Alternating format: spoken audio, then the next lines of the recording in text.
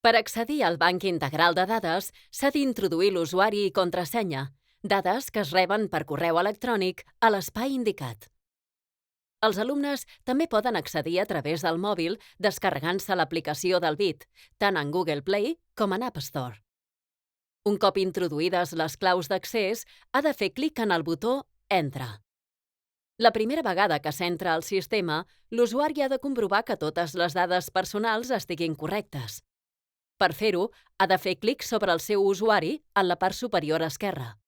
Aquí pot modificar la seva informació personal, canviar el seu correu electrònic, seleccionar l'idioma del BIT, assignar una nova contrasenya, etc. A la pestanya Servei d'Ocupació de Catalunya es pot comprovar que els estudis que s'imparteixen o dels que s'és tutor o tutora són correctes. Si el coordinador del centre fa qualsevol modificació, ha de fer clic sobre el botó Desar dades. Agenda. Aquesta és la primera plana que es veu un cop dins del sistema.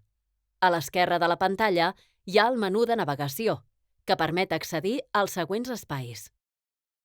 Centre, Empresa, Convenis, Gestió d'usuaris, Agenda, Missatgeria, Documents, SAU, Servei d'atenció a l'usuari. Serveix per comunicar incidències o modificacions al servei tècnic. Les respostes del SAU es reben a través de les notificacions. Notes versió, sortir. Cada vegada que s'accedeix al BIT, s'ha d'anar a l'espai Agenda, que també apareix com a pàgina principal. En aquest espai es recullen totes les tasques que es troben pendents i les notificacions i els missatges que s'han rebut. Això ajuda l'usuari a estar al dia de les novetats i a conèixer què ha de fer en cada moment. A continuació, s'expliquen amb més detalls cadascun dels apartats que hi ha. Secció Tasques. Aquí es poden veure destacades les tasques més antigues que estan pendents de gestionar. De la mateixa manera, es poden veure les tasques que estan programades per al dia en curs. Si es passa el ratolí per sobre dels enllaços, el sistema informa a quin alumne correspon la tasca que s'ha de gestionar.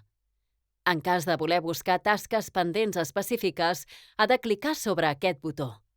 Aquí es pot filtrar la cerca per tipus de tasques, data, estat i persona responsable de la tasca. Secció Notificacions i missatges. Aquí es pot veure un llistat amb els 3 últims missatges i notificacions que no s'han llegit. Fent clic sobre el botó Netejar, desapareixeran del llistat i queden marcats com a llegits. Si es fa clic sobre una notificació o missatge, s'accedeix directament al contingut i aquest no es tornarà a mostrar en el resum de l'agenda. També es pot buscar notificacions o missatges antics a través d'aquests botons. En aquest apartat es pot filtrar per mòdul.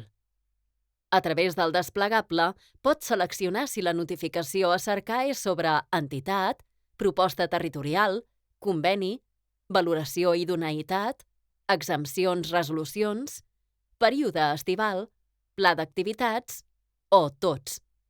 També es pot filtrar per l'estat de validació segons si ha estat refutada o validada, per dates i pel propietari de la notificació. Secció Calendari. A la part dreta de la pantalla hi ha un calendari que informa de les tasques pendents. Els dies amb tasques pendents apareixen marcats en color rosat i els dies que són festius apareixen amb un marc de color vermell. Si es vol més informació sobre les tasques pendents per a cada dia, s'ha de fer clic a sobre. A sota apareix un llistat de les tasques pendents per al dia actual. Per últim, si el que es vol és abandonar la sessió, només s'ha de fer clic en el botó Sortir.